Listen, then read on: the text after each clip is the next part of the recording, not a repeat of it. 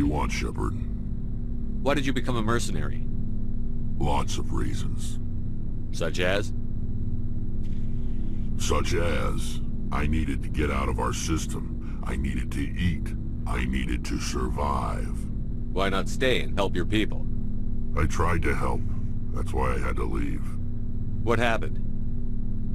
I was betrayed. I was head of a small tribe.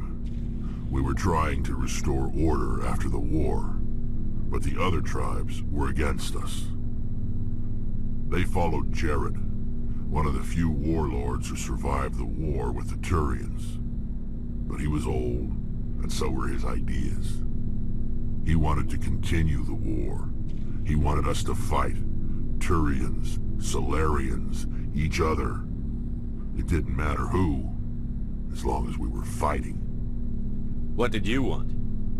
I just wanted Jared to shut up, to stop his ranting. I wanted him to stop leading the tribes astray. But he couldn't understand how much things had changed. We didn't have the numbers to go to war. Even if we did, the genophage made sure we couldn't replenish our numbers fast enough. I told them all to forget about war. We needed to focus on breeding, at least for one generation. And for a while, we were getting through. Some of the tribes started coming around. I take it the warlord didn't appreciate that. No, he didn't. He arranged a crush with the tribes. A meeting on neutral ground. He wanted to talk. We met at the Hollows, near the graves of our ancestors. The skulls of our dead laid bare to remind us where we come from, and where we all go. It's as sacred as any Krogan place can be. Violence is forbidden. It sounds like a trap to me. You must have suspected as much. I did. But when your father invites you to a crush, well, there are some laws that even we hold sacred. Jared was your father? He was. Until that day. We talked, but we didn't get anywhere. When it was clear that I wouldn't join him, he gave the signal. His men leapt from the graves of our ancestors like Krogan undead. The few that were loyal to me died quickly. I escaped with my life, but not before I sank my dagger deep into my father's chest. That is why I left, and that's why I'll never go back. So long, Rex. Shepard. Oh, before I go, you said you're serving with Commander Shepard now? We saw him on the news here. He's cute. Later, sis. Tell me you didn't hear that. Afraid I did. Oh, shoot me now. One of my sisters. That's Sarah, the youngest. What's up? You didn't come by to eavesdrop on family mail. Your family seems to be important to you. Yeah, we've always been close. Me and my sisters especially. With Dad on duty so much, I had to help Mom raise them. Did your father serve with the fleet? Yeah, took any crap posting he could get that offered space time. You know what? He worked his ass off trying to get recognized, but he never made it above serviceman 3rd class. He was real proud when I made Chief. First thing he did was salute. What about your mother? You haven't mentioned her. You must know what military wives are like. Strong because they have to be, able to raise kids while Dad's away on a 6-month cruise. She has a degree in planetary geology. She and Dad both wanted to see new worlds. She gave up her career to raise us, though. You have more than one sister? Sounds like a big family. Yeah, I'm the oldest, then Abby, then Lynn. Sarah's the youngest. She's still in high school. With 4 girls, Dad used to say he felt more outnumbered at home than on maneuvers. Where did you grow up? All over. We transferred a half a dozen times before I finished grade school. You go where personnel command sends you, right? I guess that's why I'm so tight with my sisters. We'd have to leave all our friends every 2 or 3 years. After helping raise them, your sisters still talk to you? Amazing. Things were tense between Sarah and me for a while. Then we bonded. Sounds like a story. Feel like sharing? Sarah got herself a boyfriend who wanted to go faster than she did, Mike. I didn't think he was a bad kid, just pushy. Lynn would send me these worried vid mails, and I'd tell her to relax. Where were you when this was going on? I was on active duty. Sarah's graduating high school this year. This was only a couple of years back. They were on Amaterasu. At the time, I was assigned to Chernobog. Same cluster, but a dozen Hellwire away. Close enough to talk regularly, too far to make it back in an emergency. I couldn't afford a fast packet flight. Sounds like that situation didn't last. Mike thought they'd go for a romantic walk in the woods, because he figured it was past time they did the deed. She levered Mike face first into a tree and left. Didn't have a scratch on her. Good thing Mom and Dad had us all learn some kind of self-defense. I took emergency leave and walked Sarah to school for a few days. Why didn't you tell the police? She said it wouldn't solve the real problem, and she and Mike would both become household names. It was a small colony. I said it was her call to make, that we should let her do it her way. Mom was pretty pissed about that. You said all of your sisters learned self-defense? Lynn did pistol practice, but didn't like it. She's kind of nervous. Sarah took Aikido. Abby decided to learn the sword. She always was a little weird. Likes big skirts and tops you have to tie her into. They do great things to her figure, though. So, what did you learn? One of Dad's friends taught me Marine hand-to-hand. You traveled all the way home to walk your sister to school. It was only a dozen light years, like a day's cruise. It's not like I was going to Earth or something. My last day out, Mike was waiting for us. Sarah had told her friends, so everyone at school knew what he did. He wasn't happy. I wanted to snap him in half, but Sarah gave me this look, this let me handle it, I need to do this alone look. She kept her cool, God bless her, as he screamed in her face. She just let him vent. Then he tried to punch her. I swear, she just flowed around him. Next thing I knew, he's face down on the sidewalk, and there's blood everywhere. That's unbelievable. Sarah must be as good as you. Better. I'm more or less a straight-up puncher. When he swung, she wasn't there anymore, and he fell. She helped him stop the bleeding and had me call an ambulance. She told the paramedics he fell.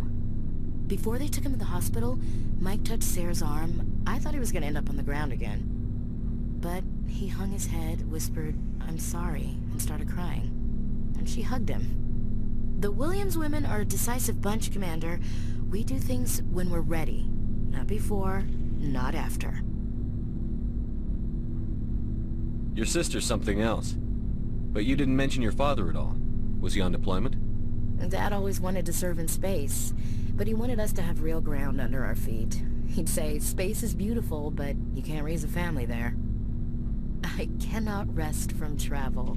I will drink life to the lees.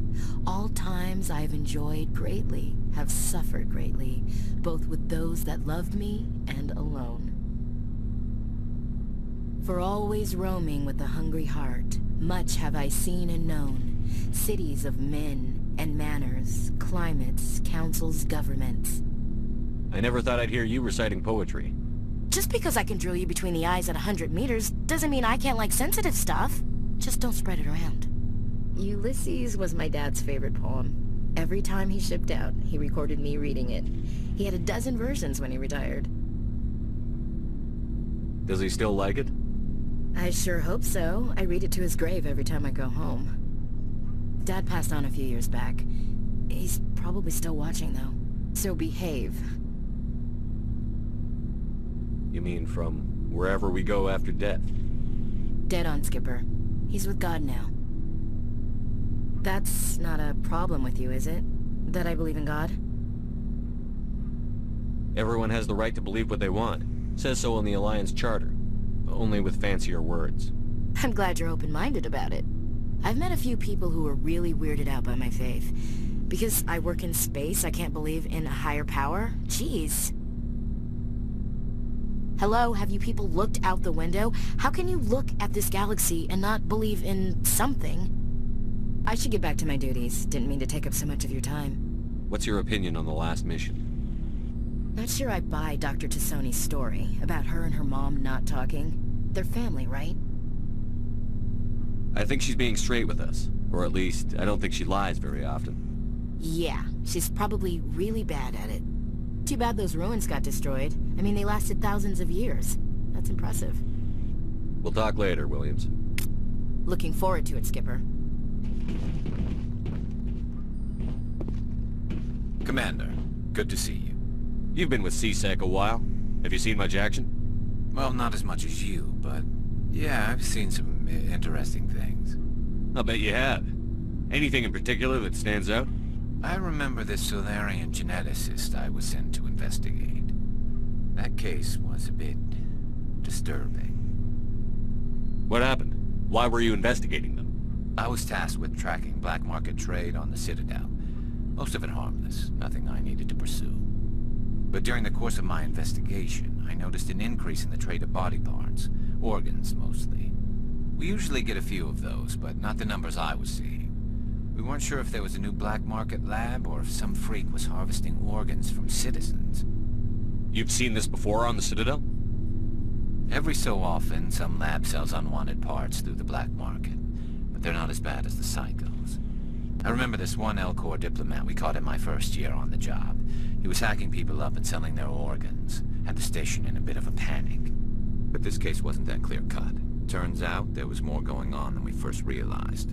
So how did you figure out what was happening? First, we got a hold of a sample and ran DNA tests.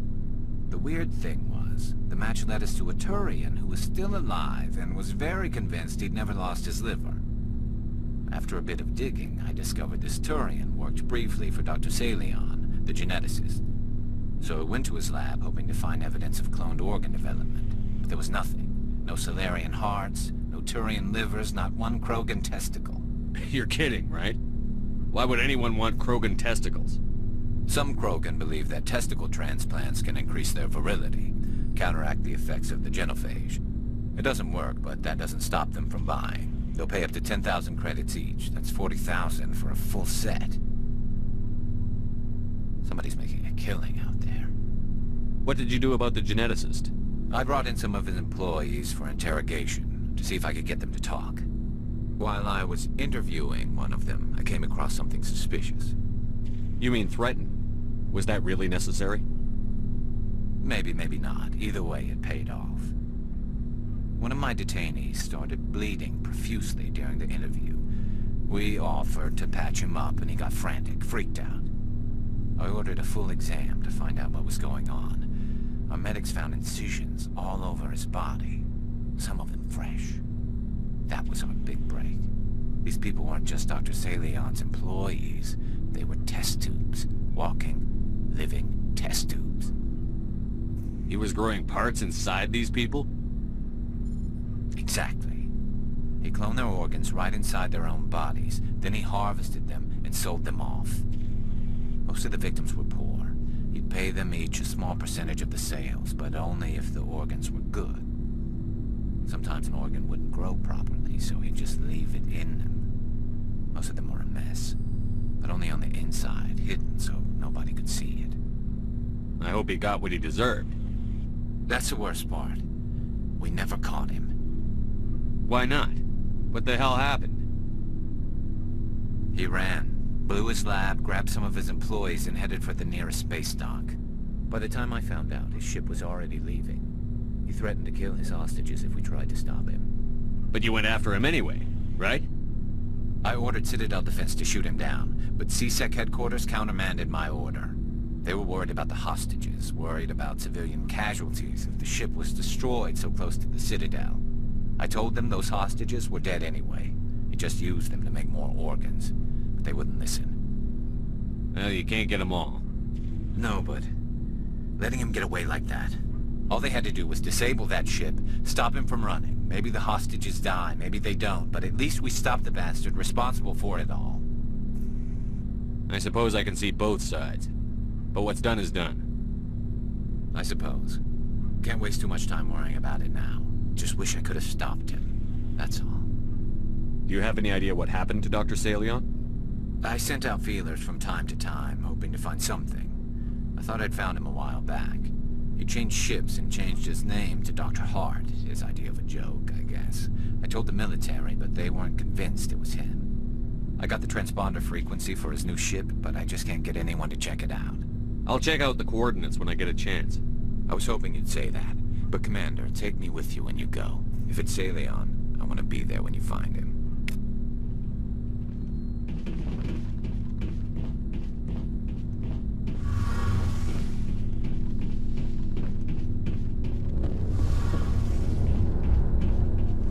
Shepard, I'm glad you're here. Good to see you smiling again, so to speak. I'm sleeping much better now. I guess I'm getting used to how quiet your ship is. But I don't want this to get in the way of our mission, Shepard. First, we stop Saren. Then I'll worry about my own problems. I should go. See you later.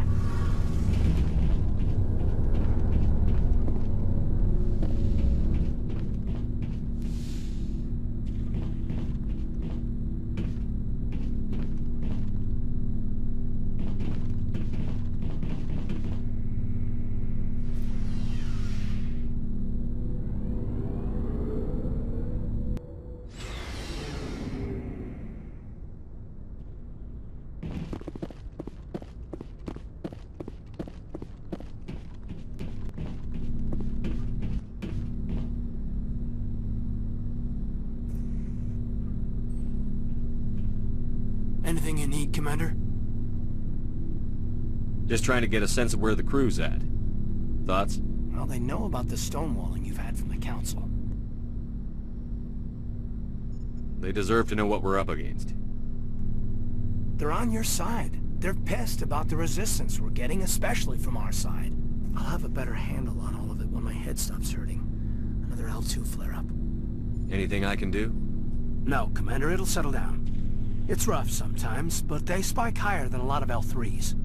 Except for you, of course. Besides, I fared a lot better than some after Kinetics was through. I haven't heard anything about Kinetics in a while. Yeah, they quietly disappeared. Broke up into a bunch of little corps after they botched the training on Jump Zero. After first contact, Kinetics was set up to track Element Zero exposures and develop implants for humans. Once we had an embassy on the Citadel, Kinetics could bring in experts, instead of taking it slow. Is there some reason we couldn't learn it on our own? They didn't know where to start. Hell, it took a couple of years to even link biotics and Ezo. Forget trying to get the kids to move stuff. They had trouble just helping them not break their own limbs. And their choice of teachers didn't help much. The only experts would have to be aliens. Dead on. Turians, actually. That's why Kinetics kept it a secret.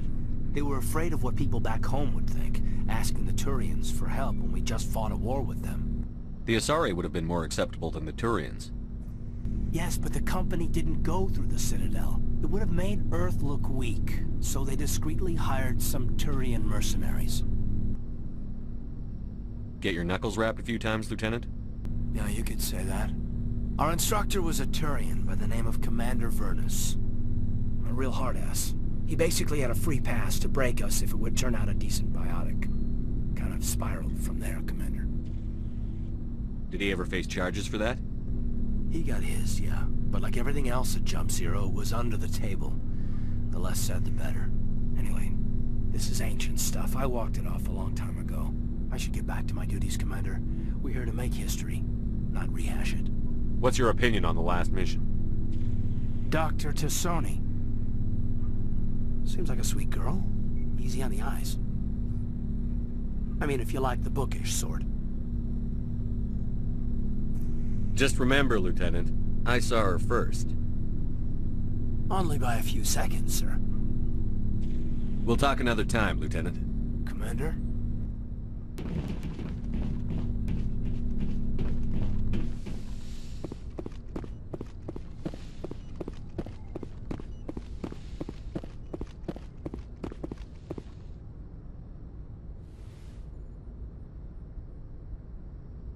Commander, are you coming to check up on me?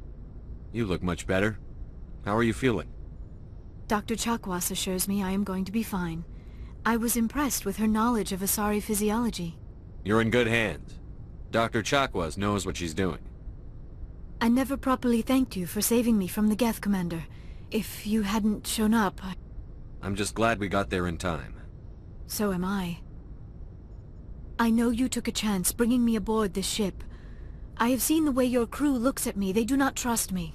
But I am not like Benezia. I will do whatever I can to help you stop Saren. I promise. Don't worry, Liara.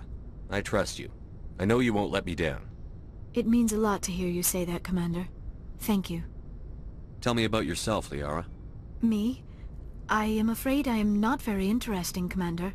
I spend most of my time on remote digs, unearthing mundane items buried in long-forgotten Prothean ruins. You must enjoy something about it. I love my work. Seeking out history's lost secrets has a special appeal for me. You were actually touched by working Prothean technology. That is why I find you so fascinating, Commander. Sounds like you want to dissect me in a lab somewhere. What? No! I did not mean to insinuate. I never meant to offend you, Shepard. I only meant that you would be an interesting specimen for an in-depth study. No, that's even worse. Calm down, Liara. I was only joking. Joking? Oh, by the goddess, how could I be so dense? You must think I am a complete and utter fool. Now you know why I prefer to spend my time in the field with data disks and computers. I always seem to say something embarrassing around other people. Please, just pretend this conversation never happened. Do you know why Benezia joined up with Saren? I don't understand it. She was always outspoken about the need for the Asari to become more involved in shaping galactic events. Maybe she thought allying herself with Saren would somehow be for the greater good in the long run. At least I hope so. This hurts you, doesn't it? None of this makes any sense to me. I have not spoken to Benezia in many years, but I know her, and this was not like her. Something changed. I'd like to know more about the Asari. We were the first species to discover the Citadel. We were instrumental in forming the Council, and we always strive to be the voice of peaceful cooperation in galactic disputes. My people believe we are all part of a single galactic community. Each species contributes something to the greater whole. Although we seek to understand other species, it seems few of them seek to understand us. The galaxy is filled with rumors and misinformation about my people. Like what? Most of the inaccuracies are centered around our mating rituals. My species is monogendered. Male and female have no real meaning for us. We still require a partner to reproduce. This second parent, however, may be of any species and any gender. I don't understand. Your species can mate with anyone? Mating is not quite the proper term, not as you understand it. Physical contact may or may not be involved, but it is not an essential element of the union. The true connection is mental. Our physiology allows us to meld with other beings. We can touch the very depths of their minds. We explore the genetic memory of their species. We share the most basic elements of their individual and racial identities. We then pass these traits on to our daughters. It is how we learn to grow as a species and how we develop a greater understanding of other races. What happens to your partner after the union? Every relationship is different. Some unions are a single encounter with both parents parting ways afterwards. Others can be more long-term. Sometimes an Asari and her partner will stay together for many decades. Do you know who Matriarch Benezia chose as her partner? She rarely spoke of her partner. Though I know my father, if you want to use that term, was another Asari.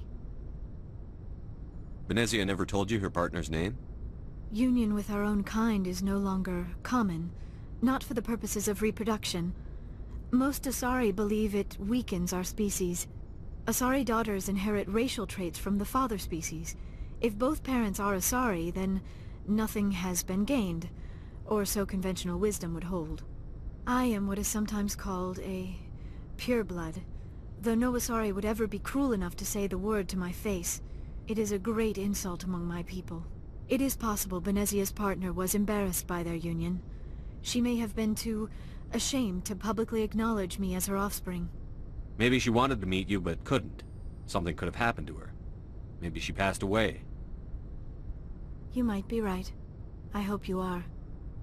But I have no way to know for sure. Benezia never spoke of her partner. Whatever happened, it caused her too much pain to dwell on it. She raised me by herself, though that is not uncommon. Many Asari raise their children alone, particularly if the father species is short-lived. Often the partner will pass on long before the child reaches maturity. You Asari live for 1,000 years. What happens when your partner dies? Few sapient species live as long as my kind. We have learned to take a philosophical approach to our unions. We do not focus on the inevitable loss of our partners. Instead, we enjoy the time we spend with them. And even after they're gone, a part of them lives on in us. The union is a connection that transcends both time and space. I should go. Goodbye, Shepard.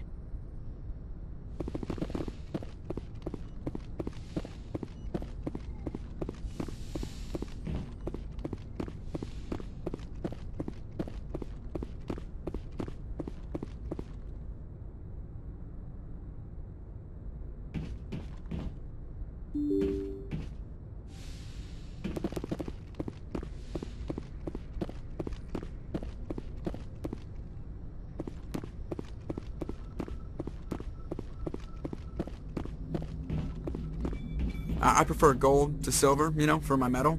I figured you'd recommend me for one since I, pulled your boots out of the fire. If we present you with a medal, you'll end up sitting on stage listening to politicians make speeches for a couple of hours. Fun. That's a good point. They'd probably make me shave, too. I spent the last 7 weeks working on this baby. No medal's worth that. So, Commander, why don't you tell me why you're really here? I have to go. Alright, see ya.